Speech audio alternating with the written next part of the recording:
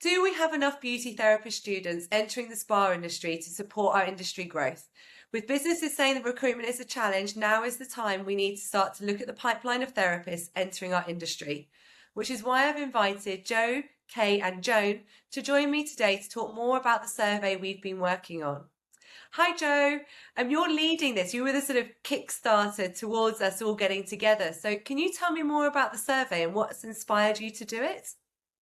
Yes, sure. Hi, and Sarah, thank you very much for hosting this very important webinar and starting the conversation, I think, to sort of seed out there really sort of next steps for our students entering the industry. I think really the starting point for me actually came about 10 years ago when I was general manager at the London School of Beauty and Makeup in London. And we started an initiative there actually called Eat, Lunch and Learn to try and bring employers into the space where the students were working and giving them the opportunity to employers and to connections, etc., etc. It was quite tough actually. And what we really found was that um, employers weren't necessarily engaging. Maybe it wasn't seen as a vital sort of touch points for employers, and maybe around 10 years ago, the stream of people into the industry was good. Obviously, since then, lots of things have changed. The sector has changed very dramatically in terms of sites and salons and clinics and whatnot. And then, of course, we had the pandemic, which obviously has completely changed the landscape for our sector as well, with lots more people going into self-employment. I think now sort of coming back and seeing, firsthand the struggles that employers are finding, are having trying to find staff, over the work that I've done in the last sort of couple of years with different employers and through my sort of consultancy work. It's really apparent that we're not connecting to the right people. So we can't find the people and the people can't find the jobs. People already in the sector obviously make contacts, they network, they know people, etc. But what happens to the newbies coming in? Like how do they get to the right jobs? How do they get to the right connections? How do they get to the right employers? And actually, it sort of re-kick-started for me because my daughter's best friend is studying beauty therapy. She's currently doing her level 3 out in Kent, and she came to me to ask me to help her find a job. And at that point, I was like, oh yeah, there's loads of jobs out there, but she couldn't find them. She didn't know where to look. She didn't know where to start. Obviously, her education, where she's doing her education, is supporting her in doing all of these things. But actually, when they come out into the real world, where do they go? What happens? So really, for me, it was like, oh, okay, well, yes, what is happening, and what do we know about people coming into the industry? Why are they coming in? And it all sort of stemmed from this conversation that I had with this girl, because she actually didn't know the breadth that was available to her once she left college. She didn't realize there was opportunities in cruise ships or abroad or in spas, or she didn't actually really understand the industry generally. And so it kickstarted for me a question of why people are entering the industry, and that's really sort of started the role of let's talk to the students nationally and find out from them in their voice why they've entered, what they need, and what support we as a collective industry can help them to help us really, because actually at the end of the day, that's the pipeline, that's our future. And if we're not really talking to them and understanding from an industry perspective, then we're failing them and we're not going to support ourselves. So that was sort of where it came from. It's been a long journey, but actually it's starting to, we've taken a leap, and really this is about the students having a voice and being heard as a sector. I think for a long time, people, particularly girls, have been, if you don't know what you want to do when you're going to college, they're kind of guided into beauty, and perhaps they don't, like you say, like your daughter's friend, have a signpost of where they can go after. They could be a group spa director, they can work in retail, they could be a spa therapist, they could be a beauty therapist. And I think that Exactly. that's what your plans are for Beauty of Business, isn't it? Once you've got the survey results, will publish them, but you've got a wider plan with your Beauty of Business hub. Exactly. And I think this is really where it sort of comes down to as well. You know, it sort of was very obvious from the conversation that I had that there wasn't anywhere centrally for them to find information, and a lot of people are navigating them themselves. And you know, you can go onto all sorts of manner of search engines and what have you and try and find the information, but actually there's no place collectively that's holding the resources to be able to, for them to be able to support themselves or actually use their own initiative and go and contact people. So Bob, as we're sort of calling it, Business of Beauty, is going to be the central hub that will hold resource for beauty therapists or newly qualified therapists, students within the industry, to signpost them in the right direction, to be able to connect and network. Again, I think, you know, our industry is super at networking. There's so many different opportunities that come around, and especially, I mean, even yourself, Sarah, with Sparwell, which is fantastic. But if people don't know about it, they only really get to those networking opportunities once they're with a company or with a brand. They're invited along to those events. But if you're not working for a big company or a big brand, and you're working, you know, maybe in a local salon or a clinic or what have you, or your managers are not inviting you to these things, how are you supposed to know about them or grow? So the Business of Beauty Hub, Bob Hub, Yeah. is a platform that will hold resources to signpost people in the right directions, give them sort of an understanding actually of career opportunities that are out there and how to connect to them. You know, and really be able to, yeah, really be able, it's really a connecting piece, connecting the right people to the right people, and to enable growth and you know, longevity and support, and more importantly, support.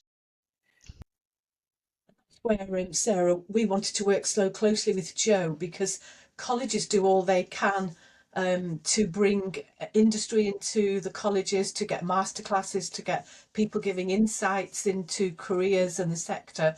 But there's only so much they can do. So what Jo's doing is brilliant, because sometimes we don't know why people came into the sector, and a lot of young people don't know about the spa sector. They've perhaps not had the opportunity to go to a spa and sort of see the wonderful world that they could work in. So I think anything that we can do to actually bring that to those young people, find out what inspired them to come into the sector, but also to open their eyes to all the brilliant, amazing opportunities.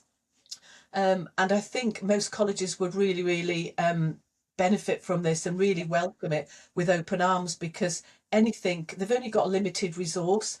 Perhaps they're only in college for 3 days a week. So anything that we can enhance what they're doing, I'm sure the teachers, the educators would love to be part of this, so that their students can then know more about the industry and get those brilliant jobs. And then once they're in the industry, there's somewhere to go to look for other opportunities.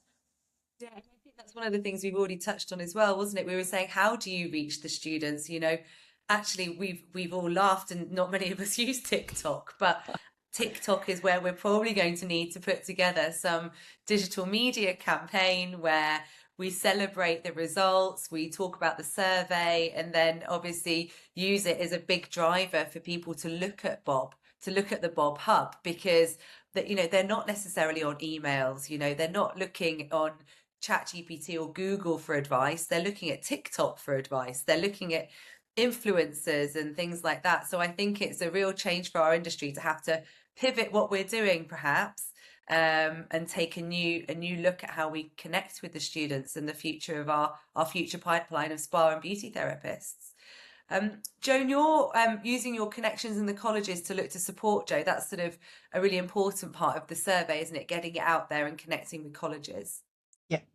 We've got Jo's kindly said that she'll come in on Monday night to a Habia Educational Forum, where we can share the opportunity, what's behind it, how they can get involved. We'll also do probably a newsletter, where about 7,000 newsletters go out. We'll put it on our social media, just so that in the next sort of month we can get as many people, as many colleges and academies actually getting their students to fill. I think it's only a 2-minute survey, Jo, I think. So it's Yes, really quick. absolutely. So we'll do what we can to make sure that we raise the profile of it. Then Kate, we've been talking a lot because I know that you work with the colleges. You've been looking at how you can support students with their resilience, because it's not only signposting them where they can go, what their future is, but actually making sure we've got therapists who are ready to go into treatment rooms. One of the things I always hear is therapists come out and their sort of their mental health isn't strong enough, and things like that. So you've been really working in the background, sort of with colleges already to start to build that resilience training in, haven't you? Yeah, it's a huge scope, and I think that's the main element of my resilience and power workshops is that you don't just have to focus on delivering treatments in a treatment room. That's not the doesn't have to be the lifespan of what you will achieve after this course. That there is a myriad, there's an empire of opportunity out there, and if it's more perhaps maybe the business side of the industry that you're interested in, then you can use that skill and you can become an account manager, for an example. Or if you want to become a manager, if you want to lead people, you can become an operator. And I think a lot of this language isn't sometimes seen and heard as much as it should be, as it's really difficult, in a college environment for lecturers to, even just run the curriculum and trying to empower their students as much as they can. But it's really focusing on the life skills as well that you need to adapt to change. And as we referred to before with COVID, that was a huge change for us, globally as humans. But if we can arm our therapists to be more resilient, adapt to change, and have some real life skills, then I think that's a great element as well to use for the future. Yeah, and I think it's good because there's so many things that we can support with, with the Bob Hub. There'll be lots of additional training and support that therapists will be beauty therapists, spa therapists will be able to access all in one place. They'll be able to come and, I'm not feeling great. Maybe they do need some support with resilience, or maybe they're looking to widen their skill sets and go into working for a skincare brand. How do you go and work for a skincare brand? I think it'll be an incredible opportunity for therapists to have this resource available. So, Jo, how can spas and people within our industry support your initiative? I think it's, understanding that this survey is not trying to uncover things that haven't been done correctly or anything along those lines. I think, we're all on the same path here. The education facilities do an incredible job. I think actually from a starting point, and you talked very briefly about the digital campaign, and that is something we as a task force are going to be working on, because actually to showcase the industry digitally to people who are considering going into beauty, and whether that's straight from school or whether it's career changes or people coming to it later in life. I think to actually have something that will showcase our sector on the online sort of forum in the digital sort of sphere will really help this process.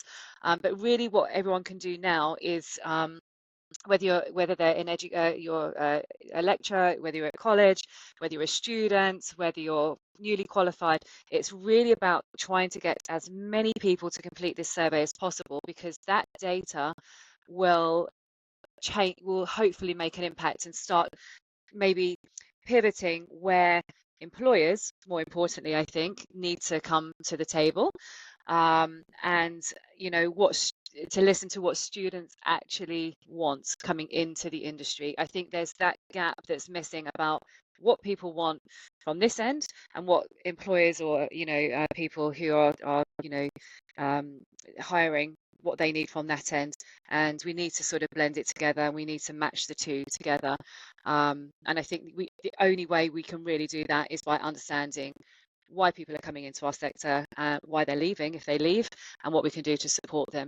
And I think even here around this table, we've got networking, we've got education, we've got Habia, in terms of standards, and pulling it all together really is really going to change the way that people look at it, I think, really. So really Fantastic. everyone needs to get behind it and fill in the survey. We need to get it out to as many people as we possibly can.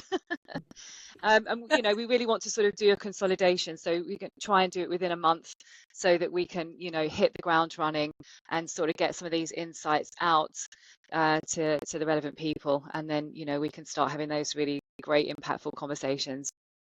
That's great. So when is the survey going out? Have we got some dates that we're able to share? Yeah, absolutely. So we're aiming to get the survey out week beginning, oh my goodness, what's the week beginning? I haven't got my calendar. 19th. I put you on the spot then. Sorry, You Jo. did. No, that's 19th. okay. 17th. I think it's the 17th. Week beginning the 17th of January.